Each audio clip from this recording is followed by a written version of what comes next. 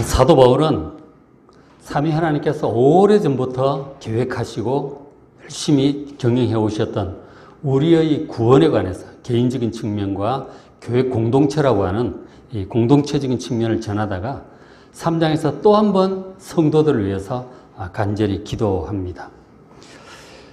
기도를 이렇게 자꾸 1장에도 기도가 있었고 3장에도 두 번째 기도가 나오거든요. 기도를 이렇게 자꾸 할 수밖에 없는 이유는 하나님의 구원이 그만큼 크고 엄청난 것이기 때문에 하나님의 은혜와 도우심 없이는 될 일이 아니기 때문에 기도를 계속 해야 되는 거예요.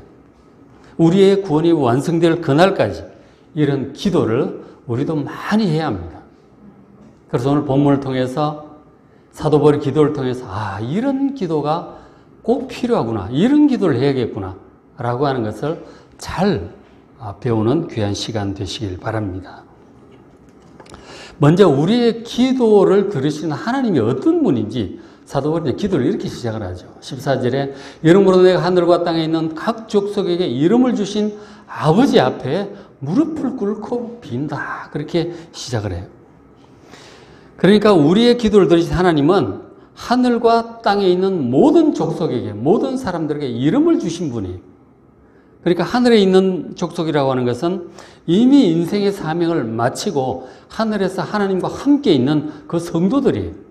그리고 땅에 있는 사람들이라고 하는 것은 지금 현재 아직도 이 땅에서 믿음의 선한 싸움을 싸우고 있는 모든 성도들, 이런 모든 자들에게 이름을 주시고 생명을 주신 아버지시란 말이에요. 그분에게 기도를 하는 거예요. 우리의 생명의 아버지께 기도를 하는 것입니다. 하나님은 16절에 있듯이 그의 영광의 풍성함을 따라서, 영광은 신적인 위엄과 능력을 얘기하는 거예요. 그 하나님의 그 능력의 풍성함을 따라 그 능력을 갖고 계신 하나님께 기도하는 것입니다. 하나님께서 우리의 기도를 들으시고 가장 좋은 것으로 응답하실 줄로 믿습니다. 자, 지금 사도 바울이 여기서 기도를 하는데 3장 후반부에 기도를 하는데 기도 제목이 4가지예요. 첫째가 16절에 있듯이 우리 속사람이 능력으로 강건하게 되기를 기도해요. 그렇죠? 우리의 속사람이 능력으로 강건하게 되기를 기도하고요. 그 다음에 17절 보면은 그리스도께서 우리 마음에 계시도록 기도를 합니다. 그렇게 기도를 해야 된다는 거예요. 그리고 18절에는 그리스도의 사랑, 그 높이와 넓이와 깊이를 알도록 기도를 하는 것입니다. 그 네 번째 기도 제목은 그 앞에 3가지 기도를 통해서 우리가 속사람이 강건해지고 그리스도께서 우리 마음에 딱 자리 잡으시고 그리스도의 사랑을 깨달아서 그 결과 하나님의 모든 충만하신 것이 우리 속에도 충만할 수 있도록 그렇게 기도를 하는 거예요. 이런 기도를 해야 되는 거예요. 우리가 늘 하는 현실적인 문제 해결만 위해서 기도할 것이 아니라 정말 필요한 것은 이런 것들이에요. 우리에게 반드시 필요한 영원한 것, 우리의 구원을 하나님께 주시는 이 큰 구원을 이루어가는 데 있어서 정말 필요한 기도 제목이 이런 4가지다 하는 거죠. 결론만 한번 보세요. 하나님의 모든 충만하신 것이 우리 속에도 충만하도록 그렇게 되면 얼마나 좋겠어요? 그렇게 되기 위해서 이런 모든 기도들을 해야 되고, 이런 것은 자녀가 잘 되고 합격을 하고 아프던 게 낫고 그런 것과는 비교가 안 되는 거예요. 하나님의 모든 충만하신 것이 여러분 속에도 충만하시기를 주의 이름으로 축복합니다. 그래서 이런 기도를 해야 되는 거예요. 그래서 다시 한번 정리를 해보시면 앞에 한번 보세요. 자, 1번 우리 속사람의 강건함을 위해서 기도하시고 16절, 17절에 그리스도의 충만한 임재를 위해서 기도하시고 3번째 18절에 그리스도의 사랑의 높이와 넓이 깊이를 알도록 기도하시고 4번째 19절에 하나님의 그 모든 충만이 우리 속에도 충만하게 경험될 수 있도록 그렇게 기도를 하는 것입니다. 이런 기도를 여러분 날마다 꾸준히 하시길 바랍니다. 자, 먼저 이제 하나씩 보시면, 자, 16절에 그의 영광의 풍성함을 따라 그의 성령으로 말미암아 너희 속 사람을 능력으로 강건하게 하시도록 기도하고 있습니다. 하나님의 모든 충만하신 것이 우리 속에 충만해지기 위해서 첫째 우리 속 사람이 강건해져야 된다는 거예요. 사람이 강해진다고 하는 것은 굉장히 중요한 거예요. 아까 우리 찬양 때 찬양 그랬잖아요. 우리가 연약하지만 하나님께서 우리를 강하게 하신다고 하시잖아요. 그죠? 우리의 속 사람이 강건해진다는 것이 굉장히 중요합니다. 강한 사람만이 각종 경쟁과 싸움과 전쟁에서 이길 수 있어요. 연약한 사람은 못 버팁니다. 주저앉아요. 물러가요. 강한 자만이 이기는 거예요. 성경에서 이긴다고 하는 것이 얼마나 중요한지 계속 나오잖아요. 그죠? 요한계시록도 보면 이긴 자에게 내가 하나님께서 뭐 생명의 뭐를 주시고 멸류관을 주시고 전부 이긴 자가 받는 거예요. 패배자는 없습니다. 이긴 자가 받는 거예요. 빅토리가 중요하다는 거죠. 그 승리하기 위해서, 이기기 위해서는 반드시 사람이 강해져야 되는 거예요. 우리가 살아가고 있는 이 세상은 정말 그야말로 전쟁터예요. 그렇잖아요. 학교도, 기업도, 국가 간에도 전쟁터예요. 지금 우크라이나 전쟁이 좀 일촉즉발의 상황으로 가고 있잖아요. 북한과 우리도 계속 대치 상태를 두고 있습니다. 무력 시위를 지금 계속 하고 있잖아요. 약한 자는 패배하는 것입니다. 반드시 강해져야 돼요. 우리가 자신과의 싸움도 하고 있고요. 사람들과도 여러 가지 경쟁을 하고 있고, 그리고 악한 영들과의 싸움도 계속되고 있기 때문에 우리는 반드시 강해져야 돼요. 사람들은 자기 신체적인 강함의 중요성에 대해서 어느 정도 생각을 합니다. 건강이 중요하다는 것이죠. 강해야 된다는 거예요. 그런데 자기 속사람, 자기 마음과 심령과 영혼을 얘기하는 거잖아요. 이 속사람이 강해져야 한다는 것은 잘 생각하지 못하는 경우가 많아요. 1장에서는 기도할 때 기도를 통해서 영적인 눈이 밝아지도록 영적인 지혜를 주시도록 기도를 했잖아요. 그렇다고 한다면 3장에서는 기도를 통해서 우리가 더욱 강해져야 된다는 거예요. 아는 것 가지고는 안 돼요. 강해져야 되는 거예요. 신체가 강해지기 위해서는 우리가 운동을 해야 되잖아요. 적절한 운동을 잘 해야 됩니다. 그럼 신체가 근육도 생기고 강해지죠. 속 사람이 강해지려면 무엇을 해야 될까요? 경건 생활이에요. 지속적인 경건 생활을 통해서 속 사람이 강해집니다. 성경 말씀을 꾸준히 읽음으로 믿음이 강해져야 되는 것이죠. 기도를 꾸준히 함으로 산 믿음이 되어야 돼요. 찬양의 깊은 은혜를 통해서 하나님의 살아계심을, 그 은혜를 마음으로 많이 입어야 돼요. 말씀을 꾸준히 읽고 기도 시간을 늘려가고 찬양의 깊은 은혜 가운데 들어가는 것, 이런 것들이 반드시 필요해요. 그런 것들을 통해서 우리의 속 사람이 강해지는 것입니다. 그리고 또 우리가 말씀을 통해서, 기도를 통해서 깨달은 하나님의 뜻이 있죠. 그 하나님의 뜻을 아는 것으로 끝나면은 이게 아무것도 아니에요. 이게 반드시 실천으로 옮겨져야 돼요. 실천에 옮겨서 생활 속에 아주 확실하게 자리를 잡아야 합니다. 자기 가족만 알던 이 이기적인 그 모습에서 이타적인 모습으로 사람들을 섬길 수 있는 그런 사람이 되어야 되는 거죠. 그리고 우리가 성령의 열매를 통해서 말씀해 주신 것들이 있잖아요. 그러니까 사랑과 희락, 화평, 오래 참음, 자비, 선량함, 충성, 온유, 절제, 이런 것들을 우리 생활 속에, 인격 속에 자리를 잡아야 돼요. 그래야 이 사람이, 속 사람이 강해지는 거예요. 우리가 세속적으로 얘기하는 그거가 많이 다르죠. 뭔가 강력한 투지, 의지, 그런 것들을 얘기를 하고 있는데 그런 게 아니에요. 지금 하나님께서 성경을 통해서 말씀하신 이 강함이라고 하는 것은 우리의 경건 생활을 통해서 이루어지는 거예요. 이게 진짜로 강한 거예요. 속사람. 그런데 이런 일들은 우리의 투지와 노력만으로는 안 돼요.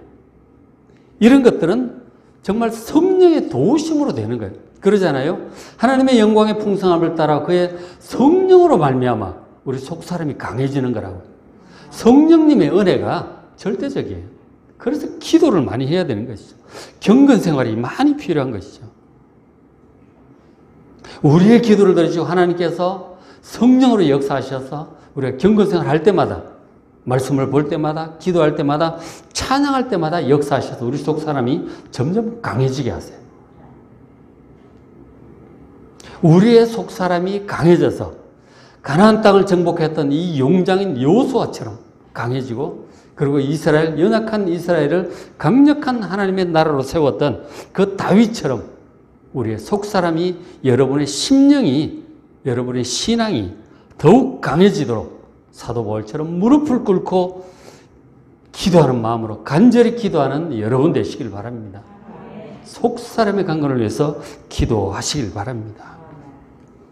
자, 그 다음에 두 번째로 17절이에요.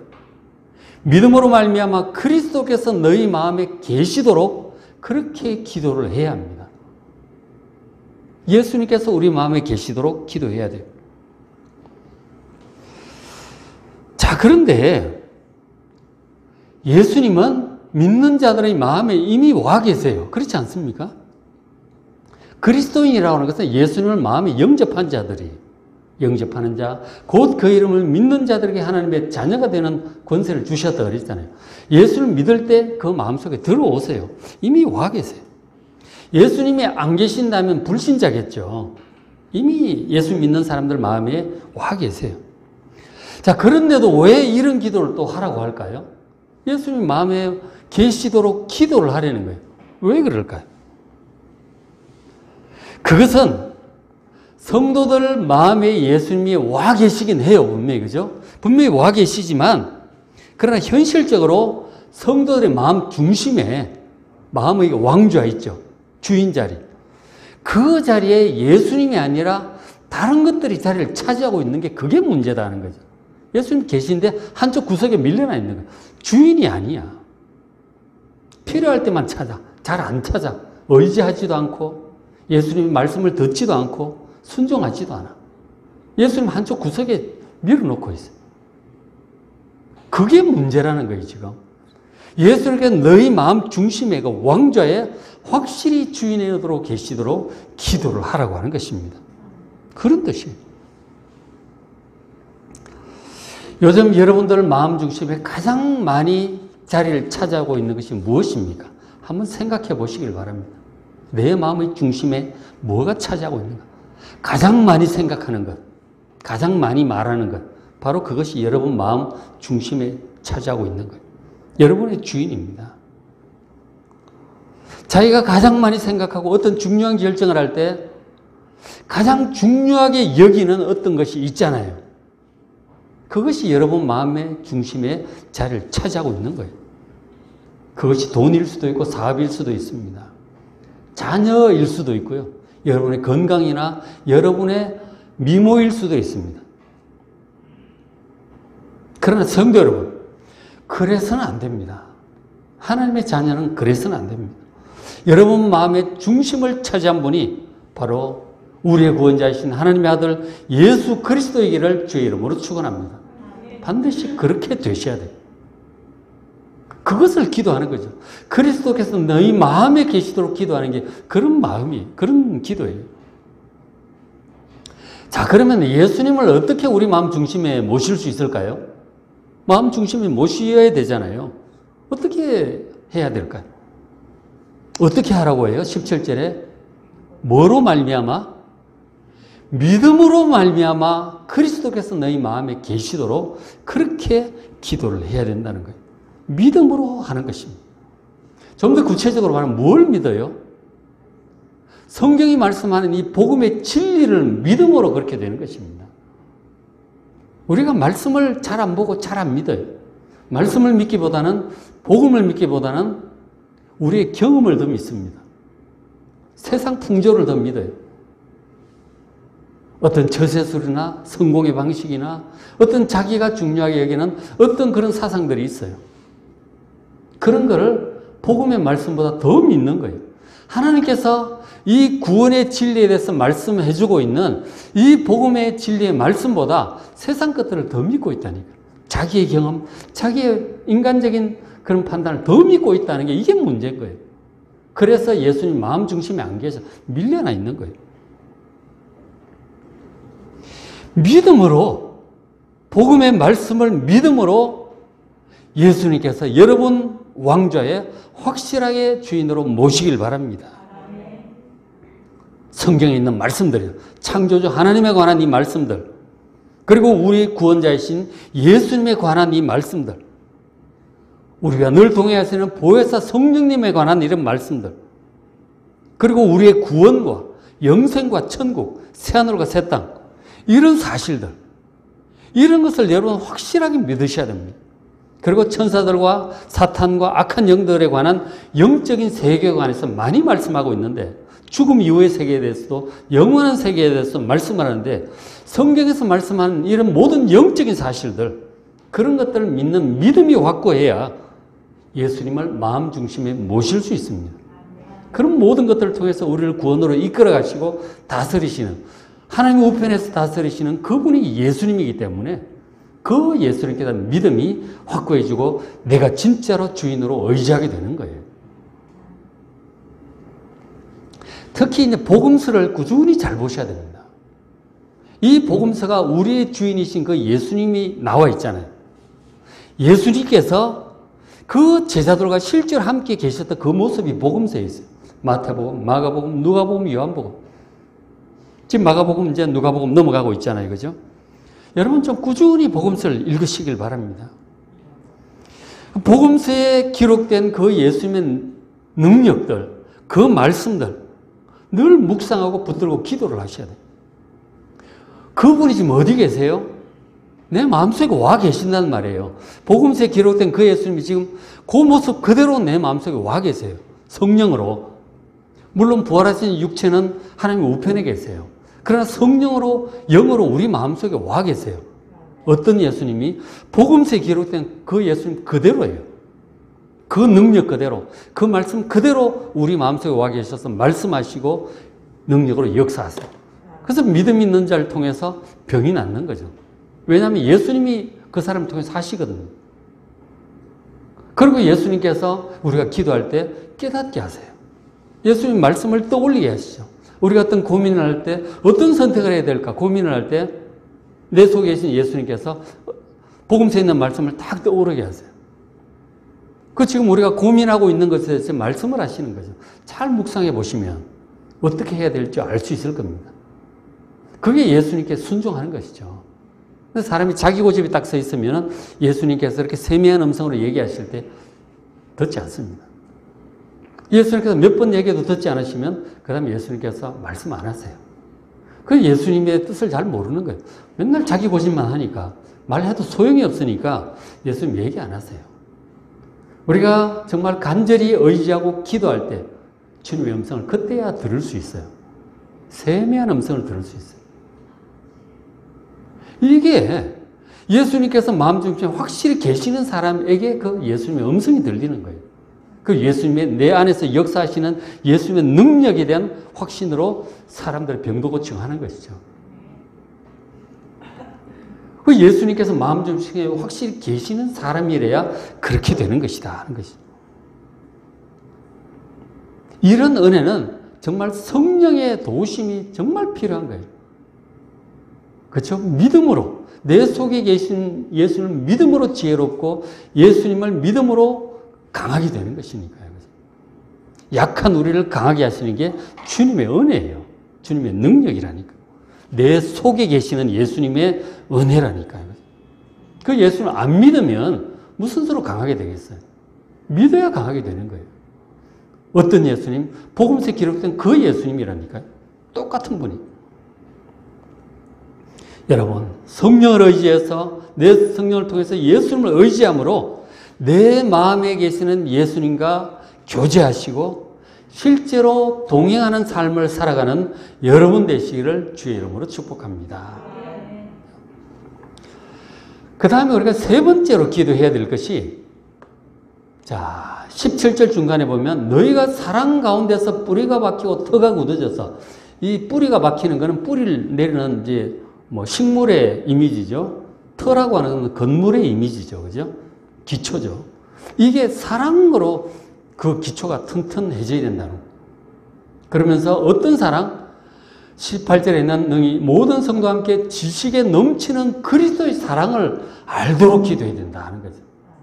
이 지식에 넘친다는 것은 우리의 어떤 인간적인 상식이나 지혜나 어떤 고전들, 뭐 그런 지식을 훨씬 넘어서는 거예요. 그 세상 속에는 그 그리스도의 사랑을 알 만한 게 없어요. 훨씬 초월하는 것입니다. 박사 몇 개 있어도 그건 알 수가 없어요. 근데 그 그리스도의 사랑을 알도록 그 그리스도의 사랑의 넓이와 너비와 그 길이와 높이와 깊이 이런 것이 어떤지를 깨닫도록 기도해야 되는 것입니다. 그리스도의 사랑의 그 규모와 그 다양함과 그 풍성함을 깨달아 알도록 기도를 하셔야 돼요. 그리스도의 사랑에 대해서. 그 기도를 많이 하셔야 됩니다. 그 사랑을 깨닫고 확신하고 누리는 것이죠. 우리 그리스도인들이 세상의 외부적인 조건에 흔들리지 않는 평안과 기쁨에 대해서 얘기를 많이 해요. 예수님께서도 사도 바울도 많이 얘기를 해요. 근데 그것은 그리스도의 사랑을 깨닫는 만큼 그렇게 되는 거예요. 그래야 흔들리지 않는 평강과 기쁨을 가질 수 있다는 거예요. 근데 그리스도의 사랑에 대해서 알려면 안타깝게도 자연 속에서는 제대로 볼 수가 없어요. 희미하게 이제 보이는 거죠. 그것도 상당히 믿음의 눈으로 성령께서 보여주실 때 희미하게 알 수 있고, 그리고 인간적인 어떤 책이나 이런 데서는 도저히 볼 수가 없어요. 그리스도의 사랑. 어떻게 알 수 있을까요? 저 그리스도의 놀라운 저 사랑을. 저것은 성령께서 우리에게 계시의 영을 주시고 우리의 마음의 눈을 열어주셔야 깨달을 수 있는 거예요. 그래서 에베소서 1장에서 그런 기도를 했잖아요. 그죠? 계시의 영을 주시고 마음의 눈을 밝혀달라고 그렇게 기도를 하는 거예요.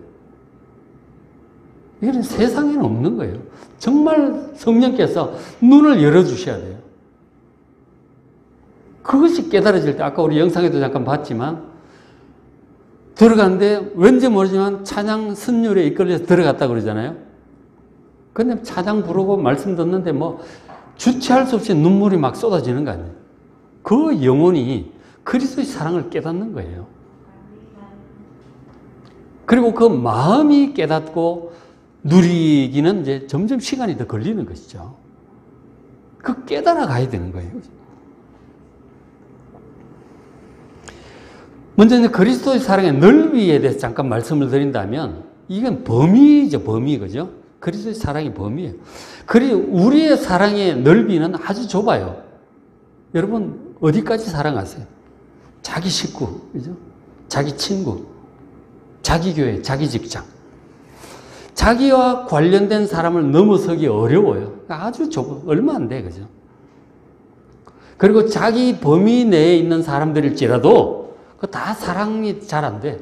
마음에 안 드는 사람도 있고, 까다로운 사람, 기질이 안 맞는 사람, 생각이 안 맞는, 도대체 사랑이 잘 안 돼. 도대체 마음에 안 들어. 그게 쉽지가 않단 말이에요. 그것도 사랑하기가. 그게 우리 사랑의 범위예요. 넓이. 그러나 예수 그리스도께서는 어떤 까다롭고 이상한 사람, 나쁜 사람도 진실하게 사랑하세요. 생명을 걸 만큼 사랑하세요. 예수님의 그 진실한 사랑 여러분 깨달아 아시길 바랍니다. 내가 좀 부족해도 문제가 있어도 내 스스로 생각해도 내가 마음에 안 들어도 예수님께서 나를 진실하게 사랑하신다는 사실을 믿으시기 바랍니다. 그리고 주변에 있는 성도들, 내 마음에 도저히 안 드는 사람이 있잖아요. 그러나 그 성도조차도 주님께서 사랑하심을 여러분 잘 아시길 바랍니다. 그래서 존중하셔야 돼요. 예수님을 생각해서라도 그 사람 미워하시면 안 돼요. 용납하고 받아주고 사랑하셔야 됩니다. 그렇죠? 그 다음에 그리스도의 사랑의 길이에 대해서 말씀을 해볼까요? 길이라고 하는 것은 시간성이죠, 시간. 그죠?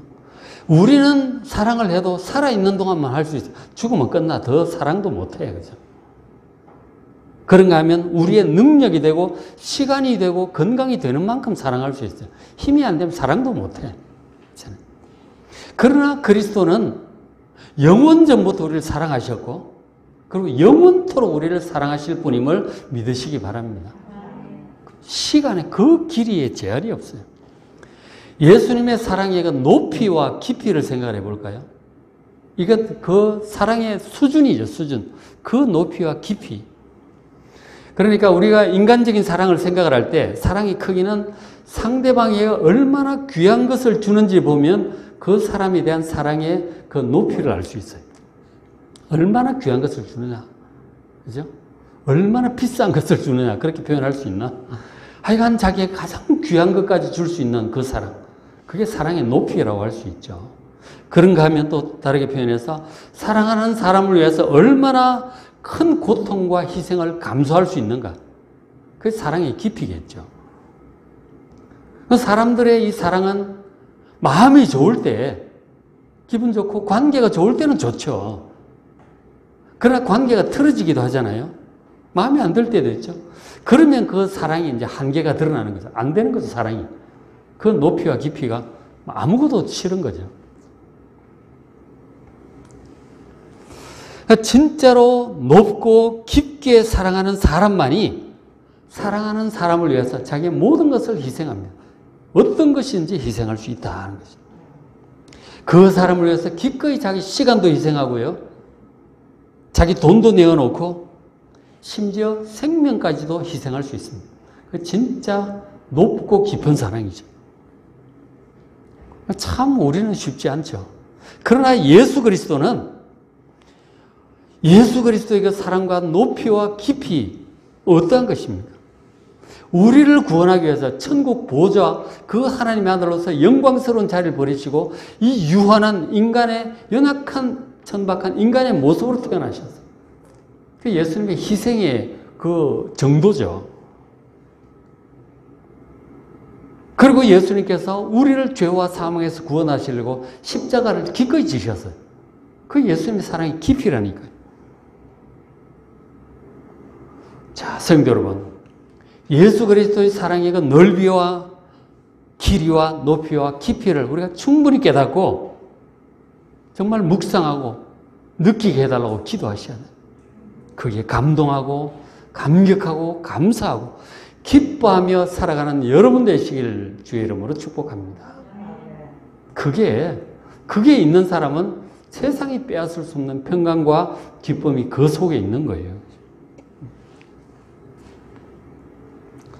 그리고 이제 이 세 가지를 기도를 하게 되면 최종적으로 우리가 기도를 해야 될 것이 19절 끝부분에 있는 것이죠. 19절에 사랑의 깊이 넓이 그것을 다 깨달아서 하나님의 모든 충만하신 것으로 너희에게 우리에게 충만하기를 기도합니다. 하나님의 모든 충만에 뭐 여러 가지가 있죠. 각각이 전부 다 충만한 거예요. 하나님은 부족함이 조금도 없습니다. 모든 것이 차고 넘쳐요. 근데 우리는 그렇지 않잖아요. 모든 게 부족해요. 충만은커녕 모든 게 부족합니다. 돈도 늘 부족하고요. 재벌도 돈이 부족하더라고 보니까. 늘 부족해. 우리 건강이 늘 부족하고 힘이 부족해요. 시간도 부족해요. 그리고 사랑도 부족합니다. 사랑받는 것도 부족하고 사랑하는 것도 부족하고 다 부족해요. 그래 참 안타깝죠. 이게 좀 더 있었으면 좋겠는데. 그런데 이 모든 문제들이 전부 다 해결되어서 전혀 부족함이 없는 상태. 이것이 하나님의 모든 충만하신 것으로 충만한 거예요, 그게. 상상이 안 되잖아요. 이거는 정말 천국 가서나 이루어지겠죠. 새하늘과 새 땅이 와야 이루어질 것입니다. 그리고 실제로 그때가 되면 진짜 모든 것이 충만하게 될 것입니다. 그래서 이 구원의 완성될 그날을 여러분 간절히 소망해야 된다는 거예요. 정말 소망하시길 바랍니다. 상상이 잘 안 되죠. 그러나 분명히 하나님이 약속하신 것은 하나님의 모든 충만하신 것으로 우리에게 충만하게 되는 것입니다. 자, 그런데 우리가 믿음이 성장할수록 말씀에 대한 믿음, 삼위 하나님께 대한 믿음이 성장할수록 이 땅에서부터 하나님의 그 모든 충만한 것들이 점점 충만해집니다. 그걸 누리게 되는 거예요. 그래서 세상이 빼앗을 수 없는 평강과 기쁨을 가지게 되는 것이죠. 그래서 우리도 하나님의 이런 모든 충만한 것으로 우리에게 충만하게 되기를 지속적으로 여러분 기도하시길 바랍니다. 이런 기도를 해야 되는 거예요. 그죠? 눈앞에 있는 문제 해결만 기도하죠. 물론 그런 것도 기도해야 돼요. 우리가 이제 주기도문 보면 악에서 건져주시고 이게 이제 문제 해결을 위한 기도잖아요. 일용할 양식. 우리가 물질적인 문제 기도해야 돼요. 그 앞에 하나님의 나라가 이 땅에 임하도록 하나님의 뜻이 하늘에서처럼 이 땅에 이루어지도록 이런 것들이 하나님의 모든 충만하신 것이 우리 속에 충만하기 위해서 기도를 하는 거라고요. 그런 기도가 먼저 앞서야 되는 거죠. 그런 기도를 먼저 충분히 하시고 그리고 우리가 현실 문제는 뭐 짧게 해도 돼요. 된다니까. 주님 말씀이 너희는 먼저 하나님의 나라와 그의 의를 먼저 구하는 것이죠. 나머지는 더 하실 거라고 그랬어요. 여러분 하나님의 나라를 먼저 구하시고 이런 정말 본질적인 기도를 먼저 많이 하시길 바랍니다. 그리고 이런 기도를 하면 믿음이 점점 좋아져요. 성경 전체에 대한 눈도 열리고 영적인 세계가 눈도 열리고 하나님께 대한 확고한 믿음이 생기는 거예요. 다른 것들은 그냥 다 따라오는 거예요. 이런 기도를 먼저 해야 된다 하는 것이죠. 자, 오늘 말씀을 마무리를 합시다. 앞에 보시면 우리가 4가지 기도 제목 이걸 잘 기억을 하십시오. 16절에 1번 우리 속사람이 강건해지도록 기도해요. 그래서 이것을 위해서 경건 생활에 힘쓰시길 바랍니다. 그리고 이 2번째로 그리스도가 우리 속에 충만히 임재하여 내 마음의 확실한 주인으로 다스리시도록 그리고 주님의 음성을 잘 듣고 순종하고 주님과 실질적으로 동행하는 여러분 되시길 바랍니다. 이런 기도를 해야 돼요. 설교 한번 듣고 끝나는 것처럼 기도를 해야 된다니까요. 그럼 3번째 그리스도의 사랑을 알도록 그 넓이와 길이와 높이와 깊이를 알도록 충만히 깨달아 알도록 그렇게 기도하시길 바랍니다. 그렇게 함으로써 마지막 하나님의 모든 충만하신 것이 우리 속에 충만하여 충만하게 누리는 여러분 될 수 있도록 간절히 기도하는 여러분 되기를 주의 이름으로 축원합니다. 기도하겠습니다.